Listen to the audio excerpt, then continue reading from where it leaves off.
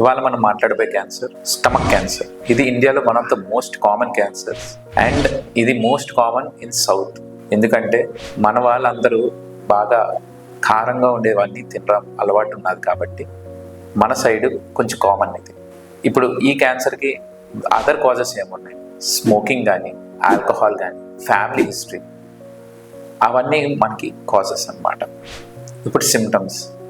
ఈ పేషెంట్స్కి usually symptoms ఉంటాయి, కానీ లాస్ట్ మినిట్ వరకు పేషెంట్స్ దాన్ని ఇగ్నోర్ చేస్తారు కాబట్టి వీళ్ళు లేట్ స్టేజ్లో ప్రెసెంట్ అవుతారు.